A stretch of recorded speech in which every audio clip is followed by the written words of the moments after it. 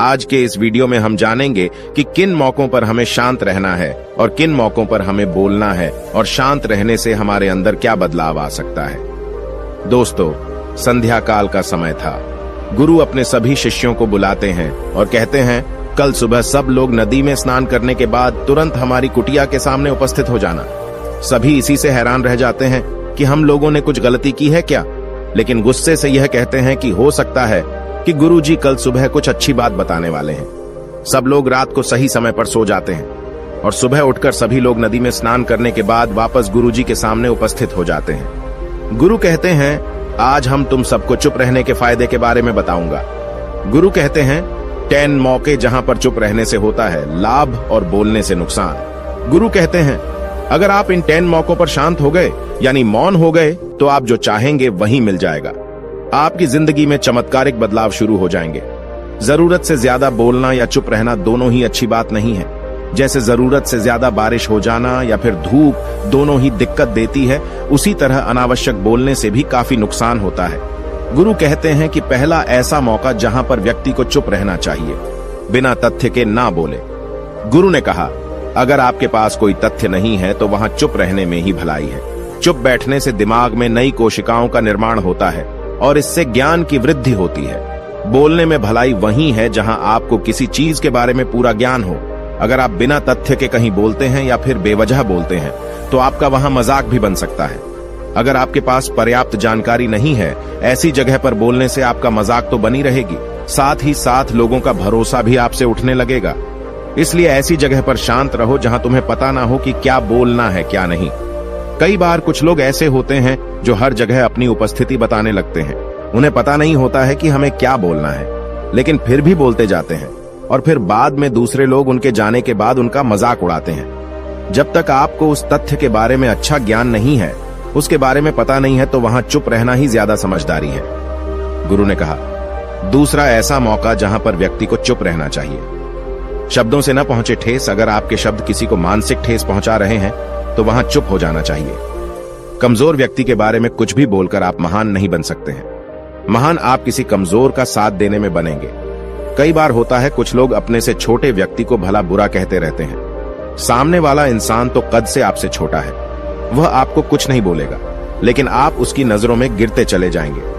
हो सकता है कि कल वह भी आपसे पद में बड़ा हो जाए। पद में आपसे जब वह बड़ा हो जाएगा तो आज जो रवैया आपका उसके साथ है, आने वाले समय में वह भी आपके साथ वही करेगा। आप किसी को नीचा दिखाकर बड़ा नहीं बन सकते हैं। बड़ा बनना है तो अपने से छोटे लोगों का इज्जत भी करना सीखें और साथ ही साथ बड़े लोगों का भी सम्मान करना चाहिए। लोगों को लगता है कि अगर वह अकड़कर बोलेंगे और सामने वाले को नीचा गिराने की कोशिश करेंगे तो वह बड़े बन जाएंगे, तो यह उन सब की भूल है। बड़े होने की बजाय आप उनकी नजरों में गिरते चले जाएंगे।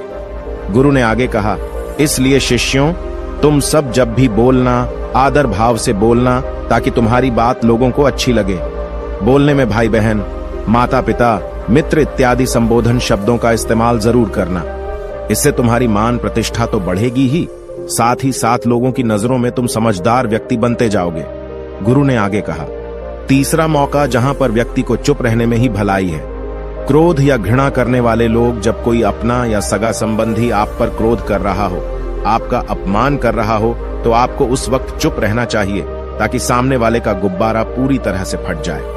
आप यदि सही हैं तो उसे कतई माफीनामा गए और चुप रहकर ही सही समय का इंतजार करें। वह खुद आपसे माफी मांग लेगा जब उसे अपनी गलती का एहसास हो जाएगा।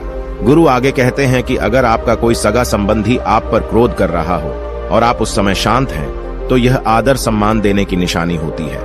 इससे न कोई छोटा होता है और न ही बड़ा। अगर आपको क्रोध आ रहा है तो आप या तो वहां से किसी का अनादर किए बिना चले जाएं या फिर चुप रहें। क्रोध करने से आपके रिश्ते खराब होंगे। क्रोध करने से हमेशा क्रोध करने वाले व्यक्ति का ही बुरा होता है। गुरु आगे कहते हैं कि एक बार की बात है, एक सांप जंगल से भागते हुए किसी राजा के घर में पहुंच गया। लोगों ने छेड़खानी की तो वह बहुत ही गुस्सा हो गया, जिससे घर में जो तलवार पड़ी हुई थी उसी को लपेटकर कसने लगा और धीरे धीरे उसका पूरा शरीर कट गया। यह गुस्सा उसे खा गया। ठीक उसी प्रकार हमारा गुस्सा भी हमारे शरीर को तलवार की भांति काटता रहता है। गुस्सा ध्यान से खत्म होता है प्रतिदिन, अगर आप ध्यान की मुद्रा में बैठे हैं तो आपका गुस्सा आपके नियंत्रण में रहेगा। गुरु आगे कहते हैं कि यह तरीका है कि आप प्रतिदिन ध्यान का अभ्यास करें। इससे आपके शरीर में जो हार्मोन्स गुस्से को बढ़ावा देते हैं वह सब तुम्हारे नियंत्रण में रहेंगे, जिससे शरीर गुस्से पर आसानी तुम्हारा से काबू पा लेगा। लेकिन एक तरीका यह भी है कि जब भी आपको गुस्सा आए तो आप यह समझने का प्रयास करो कि क्या मेरा गुस्सा जायज है या नहीं, हमें वहां पर बोलना चाहिए कि नहीं। जब आप खुद इस बात का आकलन लगा पाएंगे तो आपको खुद पता चल जाएगा कि हमें गुस्सा करना चाहिए या नहीं। फिर भी आपको गुस्सा आ रहा है तो आप वहां से हटने का प्रयास करें, वहां से दूर चले जाएं। धीरे धीरे समय के साथ आपका दिमाग शांत हो जाएगा। गुरु ने कहा, चौथा ऐसा मौका जहां पर इंसान को बहुत ही समझदारी के साथ काम लेना चाहिए, वहां पर आपको चुप रहना ही चाहिए, जहां पर उस मुद्दे से आपका कोई संबंध ना हो।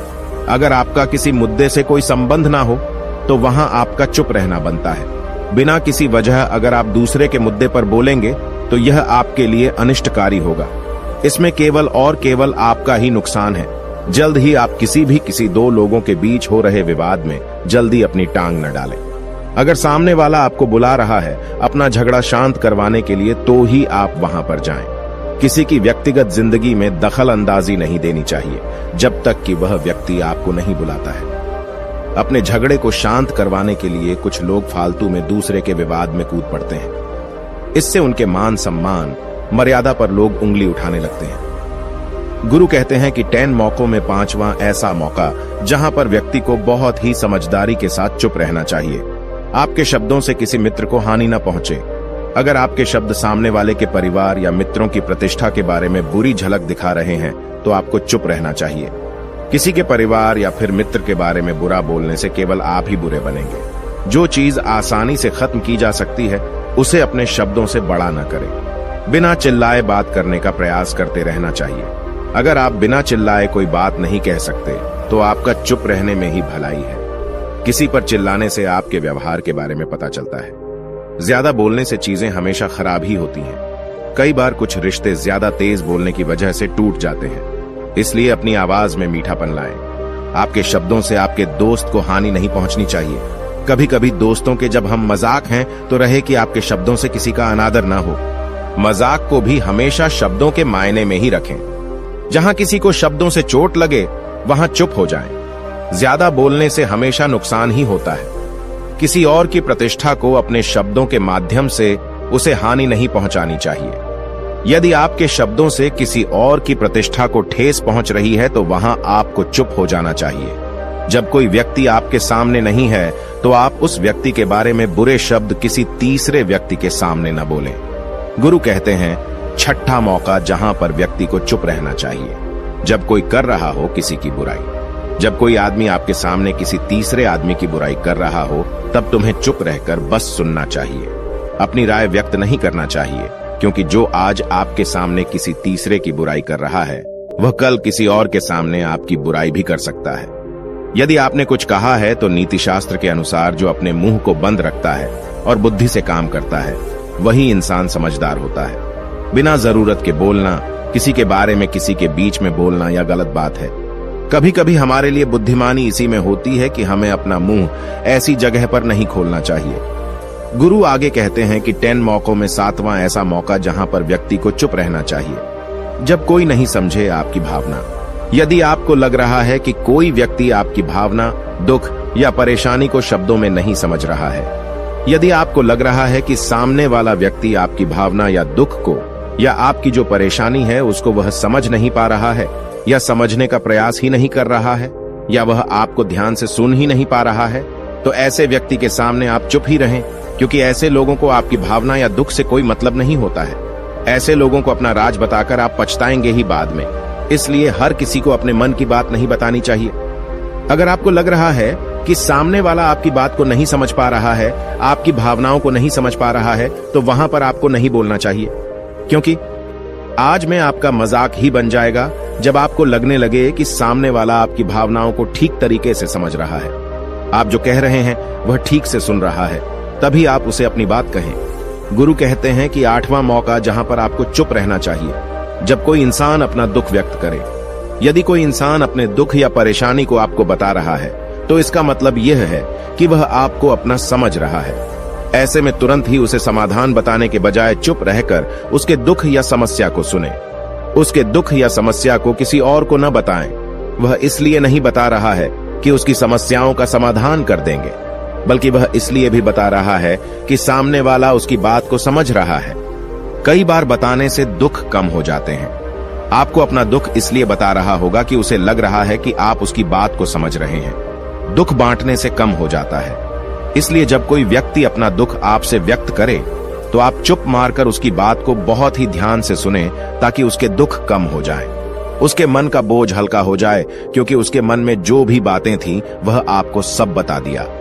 गुरु आगे कहते हैं कि 10 जगहों में 9 ही ऐसी जगह जहां पर आपको चुप रहना चाहिए। जहां पर दुष्ट प्रकृति के लोग रह रहे हों और गाली गलौज कर रहे हों तो आप वहां पर मत जाइए। ऐसी जगहों से आप चुपचाप निकल जाएं, अर्थात अपनी प्रतिक्रिया दिए बिना आप वहां से चले जाएं, क्योंकि जिसकी जुबान खराब होती है, जो दुष्ट प्रकृति के लोग होते हैं, उनको आप ऐसे समय में नहीं समझा सकते हैं। जब उनका दिमाग पूरी तरह से शांत हो जाए तभी वह आपकी बात सुनेंगे। इसलिए जहां पर दुष्ट प्रकृति के लोगों आपकी बात को न मानते हों और न ही सुनते हों तो आपको वहां पर नहीं बोलना चाहिए। गुरु कहते हैं कि 10 माह ऐसा मौका जहां पर आपको शांत हो जाना चाहिए। अपनी सफलता का राज हर किसी को न बताएं।